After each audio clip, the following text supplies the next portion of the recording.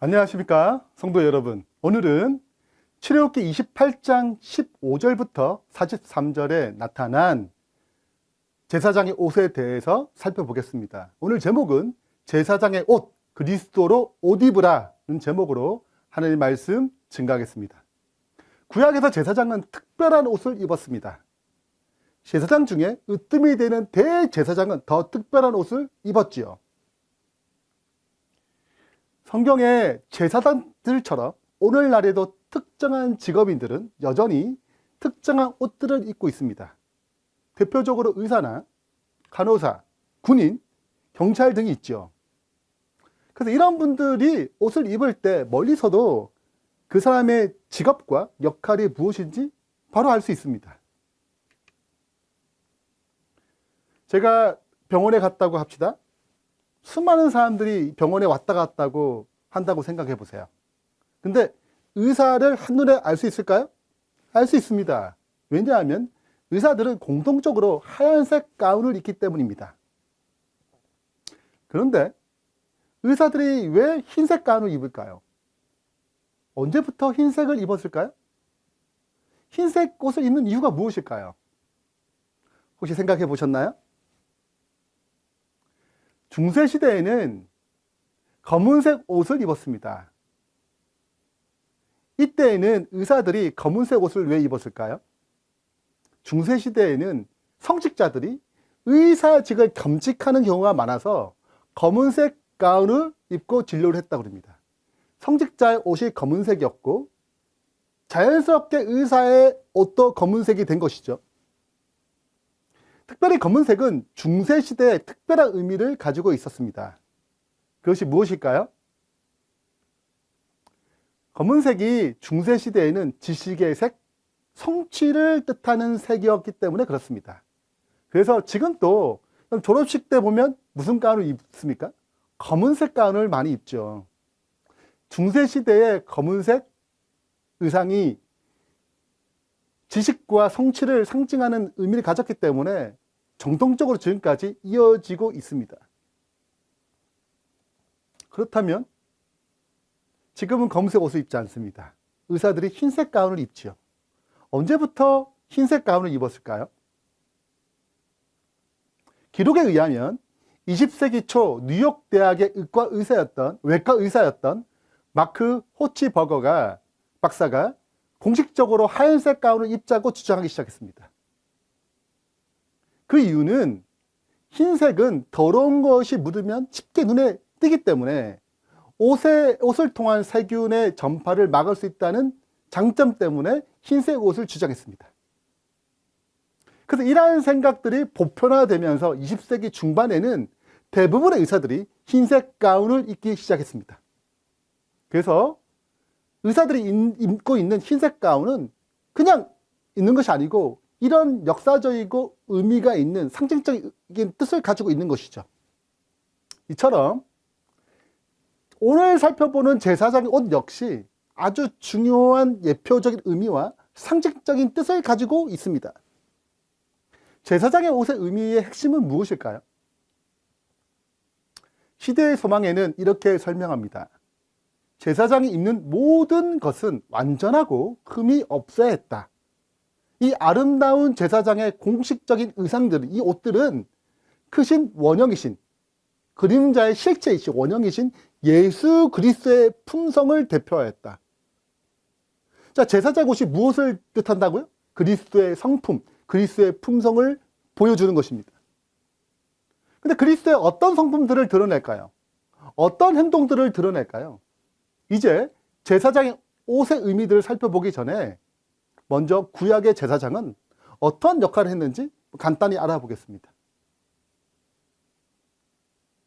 구약에서 제사장의 역할은 하나님과 인간 사이의 중보자로서 죄로 말미암아 깨어진 관계를 화목케 하는 일을 했습니다.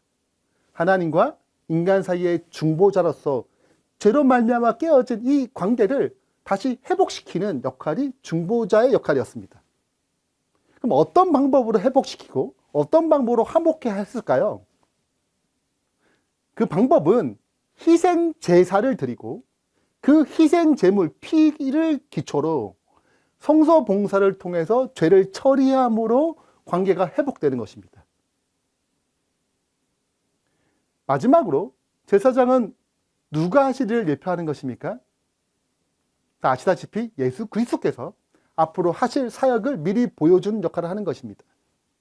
그래서 구약의 제사장의 사역을 통하여 이 땅의 사람이 만든 성소가 아닌 사람의 손으로 하지 않은 하늘의 성소에 들어가셔서 제사장, 즉 중보자 역할을 하는 것입니다. 그래서 히브리서 9장 11절 12절에는 이렇게 기록하고 있습니다. 그리스도께서는 장래 좋은 일의 대제사장으로 오사 손으로 짓지 아니한 것 곧 이 창조에 속하지 아니한 더 크고 온전한 장막으로 말미암아 염소와 송아지 피로 하지 아니하고 오직 자기의 피로 영원한 속죄를 이루사 단번에 성소에 들어가셨느니라. 자, 예수님께서 장래 뭐로 오셨어요? 대제사장으로서 이 땅에 오셨다는 얘기하는 것입니다. 그리고 자기 피로 제물을 만드시고 그리고 하늘 성소에 들어가셔서 속죄를 단번에 이루셨습니다. 영원한 속죄를 이루시고 단번에 하늘 성소에 들어가셨습니다.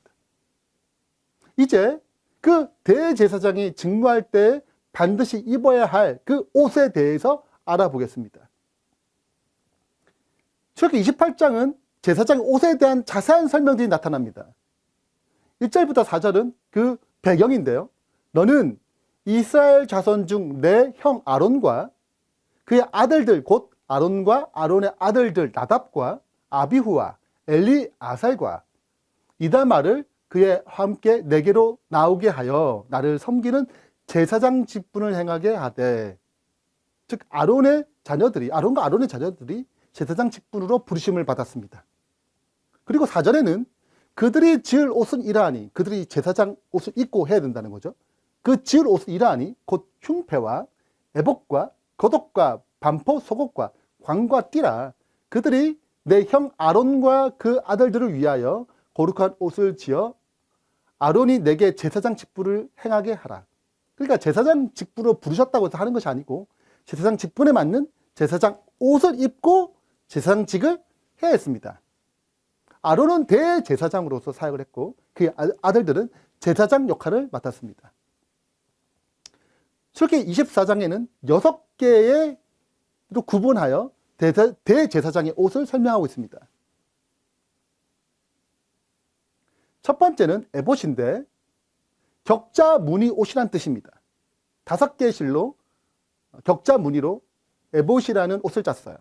두 번째는 판결 흉패입니다. 가슴에 붙이는 12보석의 흉패죠.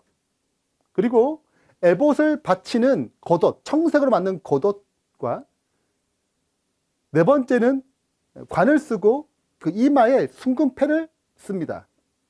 다섯 번째는 반포 속옷인데, 반포라는 뜻은 바둑판 무늬의 제품이라는 뜻이에요. 바둑판 무늬로 하얀색 배실로 옷을 짜가지고 통 옷을 만든 다음에 여섯 번째는 그 안에 속바지를 입었습니다.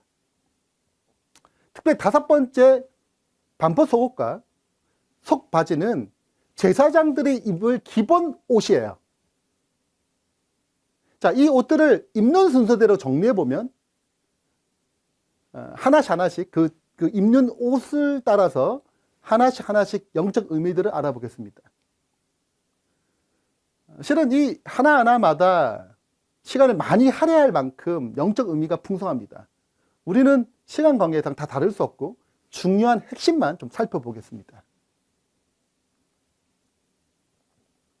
첫 번째는 속바지입니다. 속바지를 가장 먼저 입겠죠. 속바지는 왜 입어야 할까요? 그 이유에 대해서 하나님께서는 이렇게 말씀하셨습니다. 그들을 위하여 배로 속바지를 만들라. 허리로부터 두 널적 다리까지 이르게 하여 하체를 가리게 하라. 자, 속바지는 하체를 가리기 위한 용도로 쓰였습니다. 오늘과 같이 바지 입는 문화가 아니죠. 그들은 통으로 짠 원피스 치마 형태의 옷을 입었습니다. 그러므로 통으로 그냥 옷을 입기 때문에 하체를 속바지를 입어서 가리게 하는 것입니다. 하나님 앞에서 속옷을 입는다는 것은 단순히 하체를 가리는 뭐 그런 의미보다는 죄의 부끄러움과 수치를 가린다는 의미를 말합니다. 성경에서 하체를 가리지 않고 하체를 드러냄으로 문제가 발생하는 이야기들이 자주 등장합니다. 특별히 성경에서 남편 되신 하나님과 아내 된 이스라엘을 부부관계로 비유하고 있는데 여기에 하체를 드러낸다는 말을 쓰고 있어요. 하나님의 아내로 비유된 이스라엘 백성이 타락합니다. 그러면 남편 되신 하나님을 버리고 이방 나라와 짝을 맺고 이방인의 신을 섬기게 돼 우상 숭배를 하게 되는 것입니다. 그때 이 사실을 가리켜서 음행하다, 하체를 드러내다, 이런 죄의 수치를 표현하는 것입니다. 만약 그들이 선지자를 통하여 그 죄에서 돌이키지 아니하면 결국 생명의 하나님을 버린 결과로 생명이 사라지는 상태, 즉 멸망하게 당합니다. 정리하자면 신부인 이스라엘이 신랑인 하나님을 버리고 이방 나라와 짝을 해서 이방 신을 섬기게 될 때 그것을 음행했다, 하체를 드러냈다라고 표현하는 것입니다. 즉 하나님과 사랑의 관계를 버리고 세상과 우상과 관계를 맺었다는 것입니다. 그래서 신학에서는 다른 편으로 세상과 버타는 자는 하나님과 원수된다라고 표현할 만큼 그 위험성을 강조합니다. 요한 1서 2장 15절 16절에는 이렇게 기록합니다. 이 세상이나 세상에 있는 것들을 사랑하지 말라. 누구든지 세상을 사랑하면 아버지의 사랑이 그 안에 있지 아니하니 이는 세상에 있는 모든 것이 육신의 정욕과 안목의 정욕과 이생의 자랑이니 다 아버지로부터 나온 것이 아니요 세상으로부터 온 것이라고 말하고 있습니다. 예수님도 이 세상에 사시면서 세상의 것들로 유혹을 받으셨습니다. 사탄도 광야에서 그렇게 유혹을 했습니다. 그러나 그 모든 것을 거절하시고 세상에 속하지 않은 거룩한 삶을 사셨습니다. 이렇게 예수님은 세상에 살지만 세상에 물들지 않는 삶을 사셨습니다. 이와 같이 우리도 그리스도인들도 세상에 있지만 세상의 악으로부터 분리되어 나와야 하는 것입니다. 과거 이스라엘 백성을 생각해 보십시오. 그들이 가나안 땅으로 들어가기 위해서는 반드시 첫 번째 해야 할 일이 세상을 상징하는 애굽으로부터 나오는 것입니다. 애굽에 있는 한 절대 가나안 땅을 갈 수가 없습니다. 이처럼 하나님과 세상을 겸하여 섬길 수 없습니다. 그래서 예수님을 통해서 애굽에서 세상에서 그 죄악에서부터 돌이켜 나와야 하는 것입니다. 회개해야 되는 것이죠. 이것이 속바지의 의미입니다. 두 번째는 반포 속옷을 입는 것입니다. 속바지 위에 반포 속옷을 입는 것이죠. 그래서 어떻게 만들었냐면 가는 배실로 반포 속옷을 짜가지고 그 배실로 관을 만들고 띠를 수놓아 만들었습니다. 통으로 된 하얀색 세마포 배옷이죠. 그렇다면 이 반포 속옷은 무엇을 의미할까요? 그것은 예수 그리스도께서 우리를 위해 이루신 구원과 죄를 사하시고 의롭게 하시는 은혜를 의미합니다. 이사야 61장 10절에는 이렇게 이 사실을 기록하고 있습니다.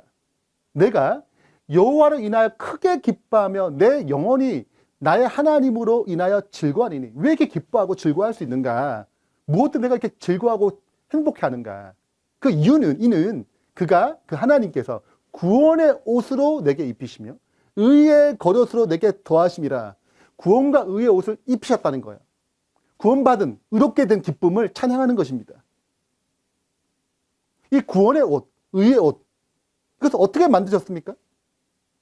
예수님께서 이 땅에 초림하셔서 율법을 완전히 순종하시고 흠 없이 죄 없이 승리한 삶을 사신 후에 십자가의 죽으심으로 희생제물이 되셨습니다.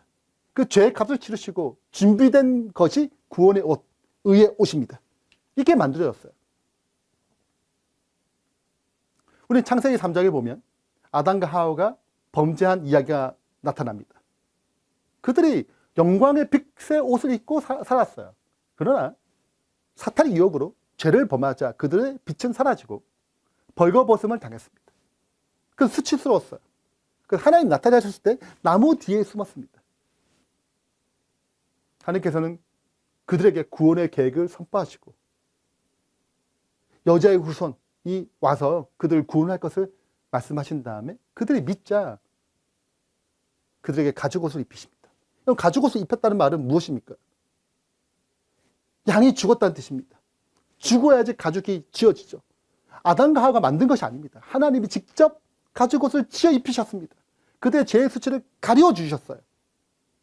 하나님이 죄의 수치를 가리우는 옷을 직접 만드셨습니다. 이 말은 우리의 노력으로 이 옷을 만들 수 없어요. 우리의 선행으로 만들 수 없습니다.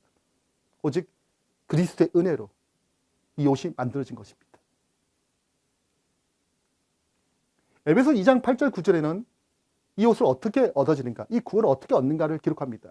너희는 그 은혜를 인하여 믿음으로 말미암아 구원을 받았으니. 이 옷을 어떻게 입는다고요?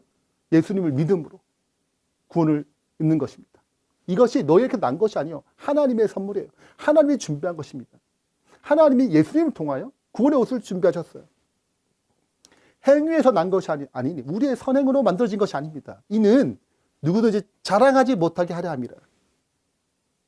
그래서 이러한 사실을 믿는 자가 그리스도 앞에 침례를 받을 때 그리스도로 옷 입었다라고 표현하는 것입니다. 갈라디아 3장 27절입니다. 누구든지 그리스도 합하기 위하여 침례를 받는 자는 그리스도로 옷 입었느니라. 그리스도 옷은 구원의 옷, 의의 옷을 상징합니다. 지금 보시는 이 옷은 세상에서 가장 비싼 드레스 1위입니다. 얼마 될까요? 가장 비싼 옷. 제가 깜짝 놀랐습니다. 3천만 달러, 약 337억이라고 합니다. 337억. 왜 이렇게 비싸냐 봤더니 이 빨간색 드레스에 다이아몬드가 촘촘히 박혀 있어요. 그래서 비싸다고 합니다. 우리 한 상상의 나래를 펼쳐 한번 생각해 보겠습니다. 정말 돈 많은 남편이 아내에게 이 옷을 선물한다고 생각해 보세요. 아내가 이 옷을 너무 갖고 싶어서 남편이 큰맘 먹고 이 옷을 선물했다고 생각합시다. 근데 현차 1억이 좀 부족했어요. 337억이니까 336억은 줬는데 1억이 좀 부족했습니다. 그래서 아내가 1억을 보태서 이 옷을 샀다고 생각해 보세요. 남편은 이 337억짜리 옷을 사줬잖아요. 얼마나 자랑하고 싶겠어요, 사람들 앞에서. 그래서 하루는 사람들 앞에서 내가 이 옷을 정말 큰맘 먹고 선물했다. 337억이다. 엄청나지 않냐? 이렇게 자랑했다고 생각해 보세요. 그때 아내가 뭐라고 얘기하겠습니까? 거기에 제가 1억을 보탰습니다. 이렇게 말하지 않겠어요? 여러분, 구원의 옷도 이와 같습니다. 우리의 행위가 들어가게 되면 반드시 우리를 높이거나 우리를 자랑하게 되어 있습니다. 내 힘으로 마치 들어간 것처럼. 하나님 자랑하는 것이 아니라 나를 자랑하고 싶어 하는 것입니다. 이게 죄의 본성이에요. 그래서 내 힘으로 마치 구원을 받을 수 있는 것처럼 착각하는 것입니다. 여러분, 구원은 절대적으로 예수님께서 이루신 의의 옷으로 만들어지는 것입니다.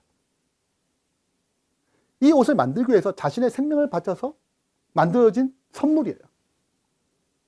이 구원의 옷에는 우리의 선행이 조금도 포함되지 않습니다. 근데 자칫 마치 이 구원에 내 행위가 조금 들어가는 것처럼 생각하는 분도 계세요. 그렇지 않습니다. 이것은 창조의 영역이에요. 죄의 삭선은 사망입니다. 위에서 무로 돌아간 거예요. 너는 흙이니 흙으로 돌아가는 것입니다. 다시 살아나려면 창조주 하나님께서 역사하셔야 돼요. 창조는 인간의 영역이 아닙니다. 하나님만 하실 수 있는 영역이에요. 우리가 조금이라도 구원에 대해서 보탤 수 없는 것입니다. 종종 구원받았습니까? 라는 질문을 받을 때가 있어요. 그때 우리는 자신의 행위를 쳐다봅니다. 나 행위가 좀 괜찮으면 구원 확실히 갖는 것 같고, 나의 행위가 오늘 좀 누군가 싸웠거나 또 말다툼하거나 이렇게 잘못된 삶을 살게 되면 구원 확신이 없는 것처럼 생각됩니다. 마치 구원이 나의 행위에 있는 것처럼 생각하는 거죠. 내가 좀 잘 살면 구원이 있고 내가 좀 잘 못 살면 구원이 없는 것처럼. 하나님께서는 우리의 구원을 우리의 행위에 두지 않았습니다. 행위는 구원의 열매이지 구원의 근거가 될 수 없습니다. 우리의 행위에 구원을 두지 않았기 때문에 오직 예수님이 이루신 구원을 바라보길 바랍니다. 혹시 죄를 지으면 회개하고 이 죄까지 용서하신 그리스도의 십자가를 의지하기 바랍니다. 거기에서만 구원의 확신이 있고 거기에서만 죄사함이 있습니다. 이렇게 할 때 우리는 죄에서 자유함을 누리는 것입니다. 속바지와 반포 속옷은 제사장 옷이 되는 가장 기본적인 옷이에요. 속바지와 반포 속옷을 입는다는 것은 그 입는 방법은 죄의 세상으로부터 돌이켜 나오는 것, 회개, 예수님을 믿음으로 죄사함을 받는 것, 그래서 그리스도의 의를 입는 것, 구원을 경험하는 것, 이것이 속바지와 반포 속옷을 입는다는 의미입니다. 사도행전 2장 38절에는 이 사실을 다음과 같이 말씀하고 있습니다.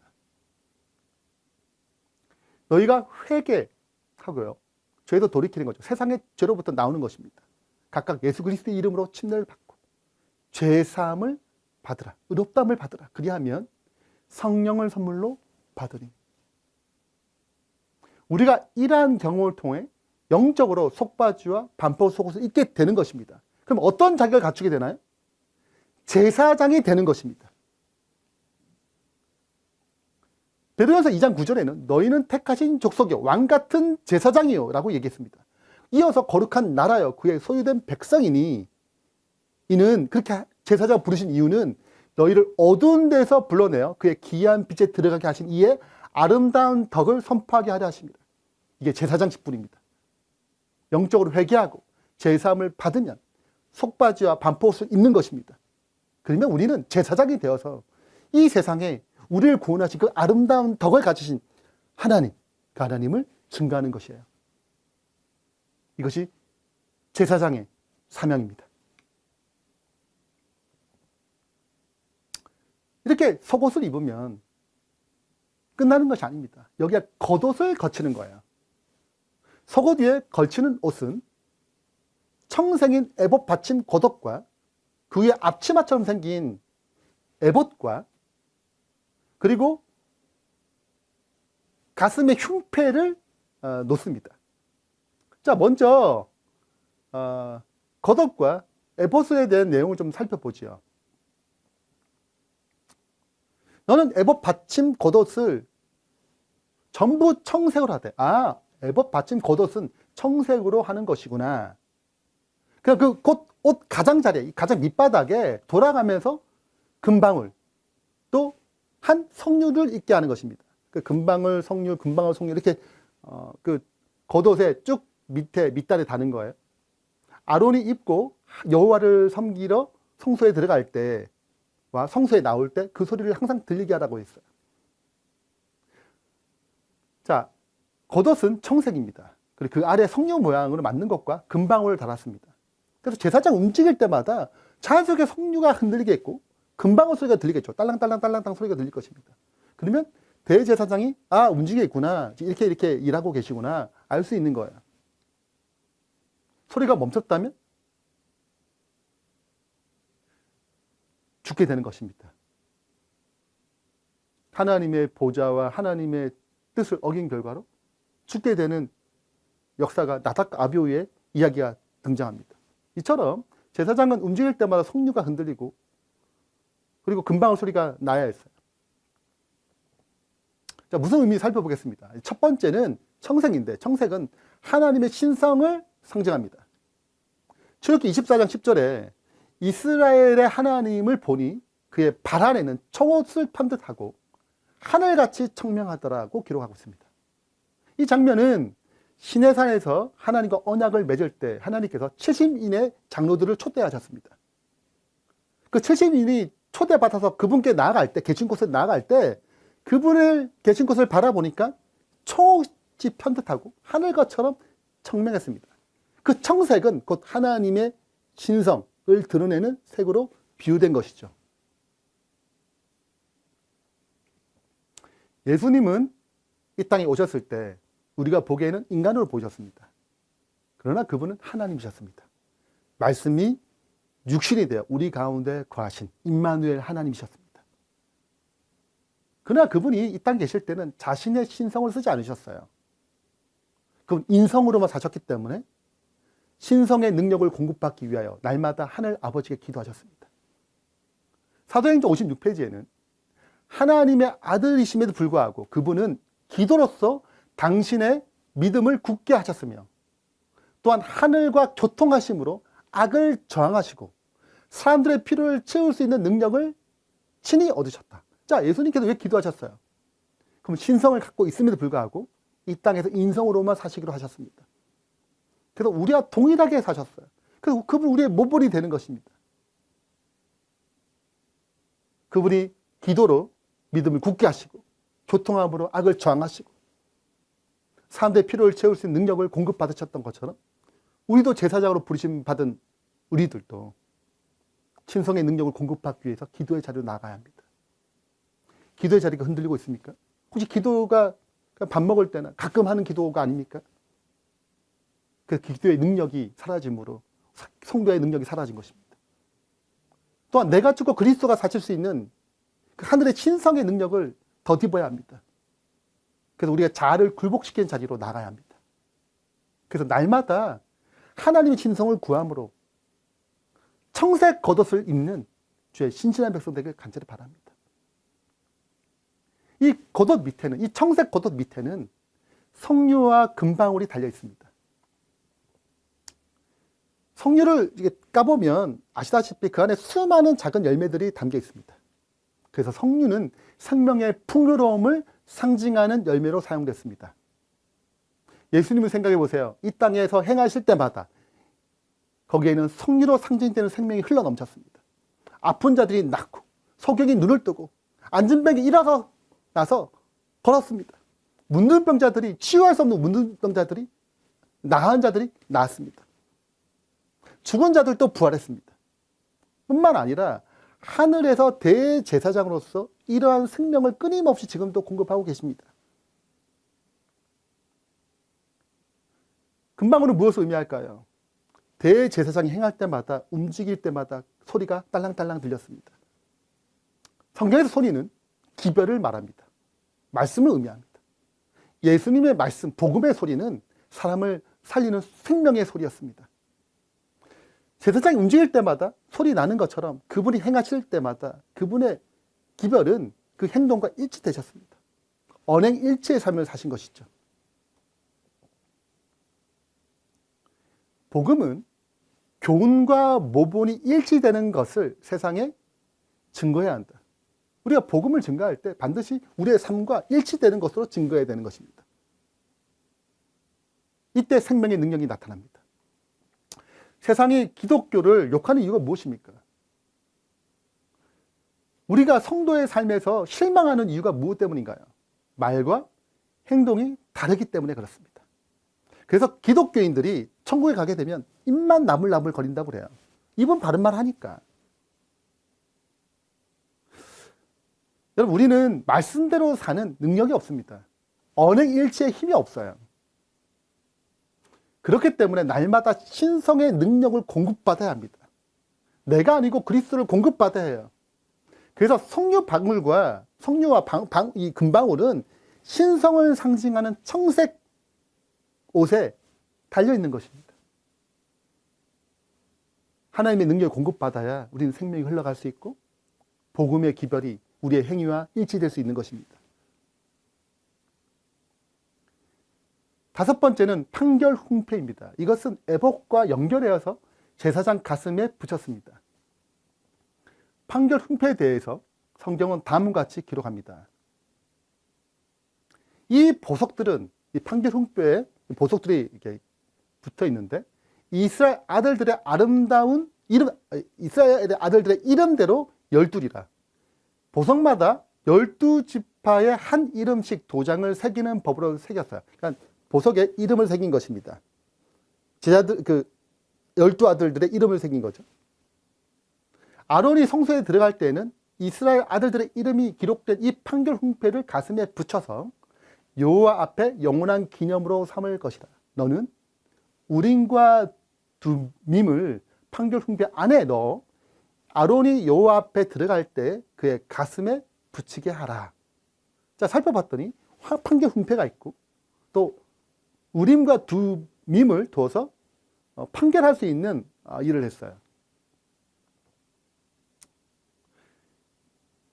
12지파를 보석으로 표현했습니다. 이유가 무엇일까요? 하나님께서는 우리를 보석처럼 귀하게 여기신다는 것입니다. 뿐만 아니라 보석이 다 다릅니다. 이 12보석에 똑같은 보석이 없어요. 이것처럼 각 사람마다 똑같은 삶이 없습니다. 개성이 다르고 성향이 다릅니다.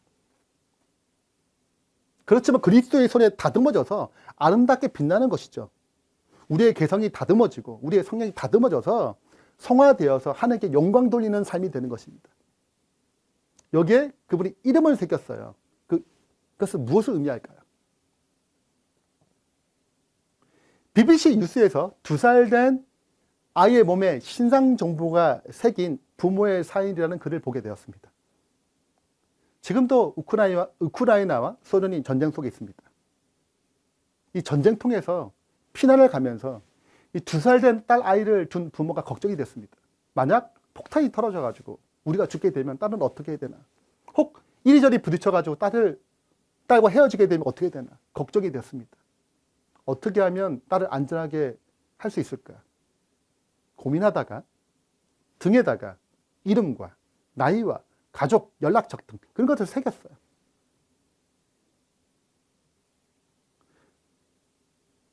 이 장면을 보게 되면 딸을 향한 부모의 사랑이 느껴집니다. 어떻게 하든 딸만큼은 살리고 싶은, 보호하고 싶은 부모의 마음이 간절히 느껴져요. 예수님께서도 이와 같습니다. 우리를 사랑하시기 때문에 이름을 새겼습니다. 단 한 명도 놓치지 않고 구원하기 위해서 이름을 새긴 것입니다. 우리가 그분의 구원으로 이끄시는 그 소리에, 그 인도하심에 정하지 않는다면 아무도 멸망치 않고 아무도 잃어버리지 않고 구원을 받을 것입니다. 그래서 그분은 우리를 그 사랑의 가슴에 두셨어요. 이 판결문에는 또 추가되는 것이 뭐가 있냐면 우림과 두밈이라는 것이 있습니다. 이것은 하나님의 뜻을 묻고 판단할 수 있는 보석인데요. 우림과 두밈으로 말미암아 하나님의 뜻이 대제사장을 통해서 알려졌다. 그러니까 하나님께서 그분의 뜻을 이 두 보석을 통하여 알리신 것입니다. 예수님은 대제사장으로서 심판의 권세를 가지셨어요. 판단의 권세를 가지셨습니다. 아버지께서 인자에게 판단의 권세, 심판의 권세를 주셨다고 그랬어요. 뿐만 아니라 우리도 무엇을 해야 됩니까? 나의 판단이 아닌 하나님의 판단을 구하는 삶을 살아야 합니다. 사무엘상 23장에는 다윗이 에봇을 가지고 하나님의 뜻을 묻는 데 사용했습니다. 주님, 어떻게 하면 좋겠습니까? 가야 합니까? 말아야 합니까? 우리도 개인의 판단이 아닌 하나님의 판단을 묻고 그 음성에 따라 사는 그리스도인이 되길 소망합니다. 잠언 3장 5절 6절에는 너는 마음을 다해 여호와를 신뢰하고 내 명철을 의지하지 말라.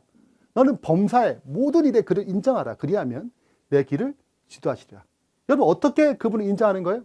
모든 일에 하나님의 계심을, 하나님 인도하심을 인정하면 하나님께서 길을 지도하신다는 거예요. 하나님, 이걸 어떻게 하면 좋겠습니까? 그 문제마다 그분의 인도하심을 구하면 그분은 길을 지도하십니다.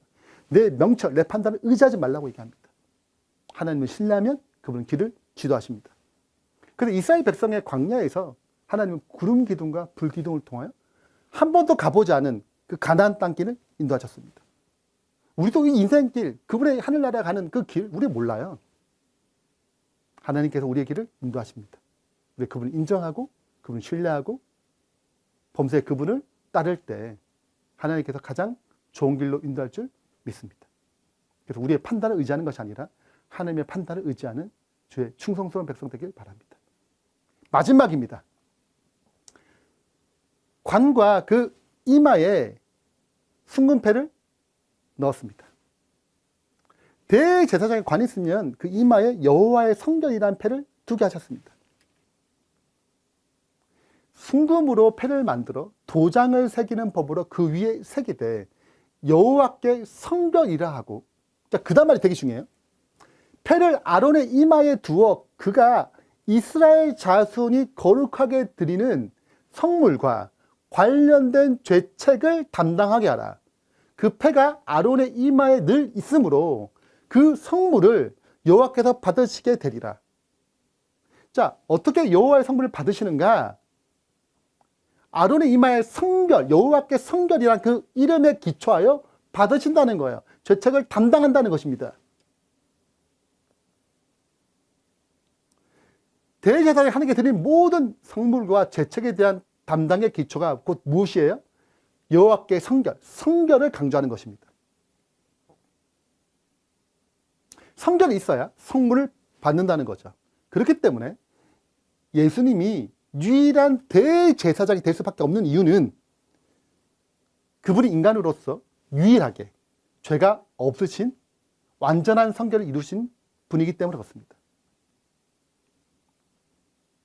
우리에게 있는 대제사장은 우리의 연약함을 동정하지 못할 이가 아니에요.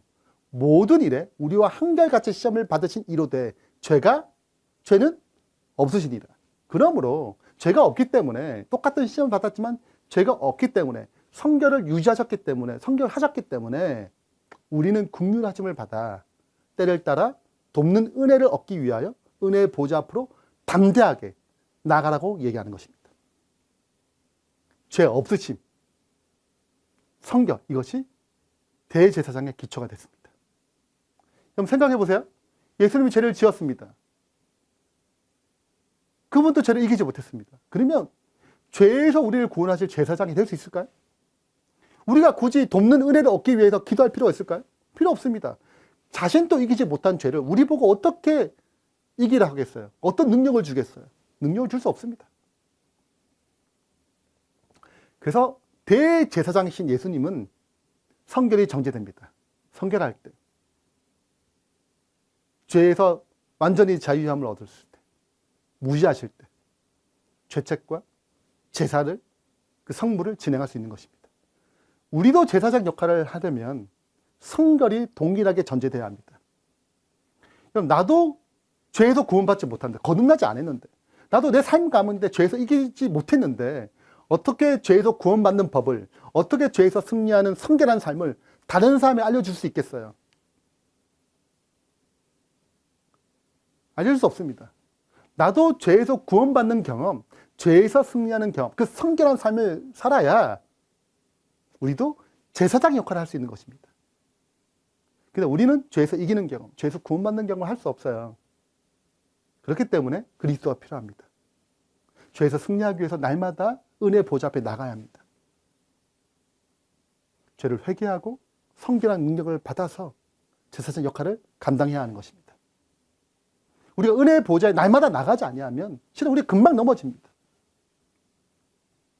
우리가 다 아시다시피 베드로가 예수님을 3번 부인했습니다. 그는 결심했어요. 다른 제자가 다 배신하더라도 나만큼은 절대 주님을 배신하지 않습니다. 제 마음 아시잖아요. 그게 진심이었습니다. 그러나 그는 넘어졌습니다. 예수님 3번 부인했어요. 왜요? 은혜의 보좌 앞에 나아가서 은혜를 공급받지 못했기 때문에 그렇습니다. 우리의 힘으로 성결한 결심 이룰 수 없어요. 우리도 얼마나 자주 하나님 앞에 충성을 다하겠다, 순종하겠다, 주님 뜻대로 살겠다 결심하지 않아? 얼마나 자주 넘어집니까? 그러면 우리의 힘으로는 성결할 수 없습니다. 죄에서 이길 수 없습니다. 그래서 날마다 회개함으로, 그리스도를 의지함으로 그분께 핏분을 받아서 성결한 삶을 유지해야 합니다. 옷을 입고 그 옷을 피로 씻어 깨끗하게 해야 합니다. 그래야 이 땅에서 제사장의 사역을 감당할 수 있는 것입니다. 그래야 세상을 주님께로 인도할 수 있는 힘을 얻게 되는 것입니다. 결론을 맺겠습니다. 첫 번째는 제사장 옷은 그리스도의 성품, 그리스도의 품성을 예표합니다. 제사장 옷을 입는다는 것은 그리스도의 성품을 입는다는 얘기입니다. 그리고 이 옷은 그리스도를 의지할 때만 입혀지는 경험의 옷이에요. 이론의 옷이 아니고, 말씀을 들었다 해서 입혀지는 옷이 아니고, 믿음으로 그분을 의지할 때 입혀지는 경험의 옷이에요. 그래서 우리가 처음 입어야 될 옷이 무엇입니까? 속바지와 속옷입니다. 이것은 예수님 믿음으로 회개하고 제사함을 통해서 거듭나서 하나님의 왕 같은 제사장의 자격을 얻는 것을 뜻합니다. 거듭난 경험은, 칭의의 경험은, 구원받는 경험은 이 땅에서 제사장으로서 부름받아 제사장의 옷을 입고 제사장 사역할 수 있는 그 시작점이 됩니다. 자, 이렇게 제사장의 기본적인 옷을 입으면 여기서 멈추지 않아요. 하나님은 더 나아가기 원하십니다. 여기에 겉옷을 입어요. 하얀색, 청색의 겉옷을 입고 에봇과 판결 훈패를 붙이고 이마에 금패를 두시는 것을 원하십니다. 이것은 우리가 제사장의 직무를 행할 때 첫 번째, 우리의 힘으로 할 수 없기 때문에 하늘의 능력인 신성을 구해야 하는 것입니다. 예수님의 사랑과 내 판단이 아닌 하나님의 뜻과 지도하시를 구하면 그분의 판단에 따르는 그 순종하는 삶, 그리고 날마다 회개함으로 성결의 그 이마에 패가 있는 것처럼 성결한 마음을 가지고 이 제사장 직무를 행하는 것입니다. 그분은 하늘에서 행하시고 우리는 이 땅에서 대제사장 예수님의 마음을 품고 이 땅에 그 제사장 직무를 행하는 것입니다. 우리는 좀 연약합니다. 우리에게 맡겨진 제사장 사명을 잘 감당하기 어렵습니다. 그래서 그리스도를 옷 입음으로, 그분을 의지함으로 주님의 제사장 나라가 되어서 주님의 주신 사역을 잘 감당하는 충성스러운 제사장들이 되길 간절히 바라면서 말씀 마치겠습니다. 기도하겠습니다. 하늘에 계신 하나님 아버지, 우리를 주님의 제사장으로 불러주시고 제사장 사역을 할 수 있도록 날마다 은혜를 공급해 주셔서 감사합니다. 이 옷이 그냥 만들어진 옷이 아니고 예수님께서 친히 이 땅에 오셔서 만드신 성품의 옷임을, 그리고 여전히 하늘에서 우리를 위해 중보하심으로 입혀지고 있는 옷임을 기억하게 해주셔서 이 땅의 제사장들로서 부르심받는 저희들이 이 사명을 잘 감당할 수 있도록 축복하여 주시옵소서. 예수 그리스도 이름으로 축원하며 기도합니다. 아멘. 열린 온라인 교회에 헌금을 드리시거나 온라인 교회 사역을 후원하기 원하시는 분들은 헌금 안내를 참조하셔서 은혜인 계좌로 송금하시면 됩니다. 미주에 계신 분들은 어드벤티스트 기빙 웹사이트를 이용해서 헌금을 보내주시면 됩니다. 자세한 헌금 안내는 열린 온라인 교회 홈페이지를 참조하시거나 유튜브 영상 밑에 있는 자세한 설명을 참조하시면 됩니다. 예배에 참석해 주신 여러분께 진심으로 감사드립니다.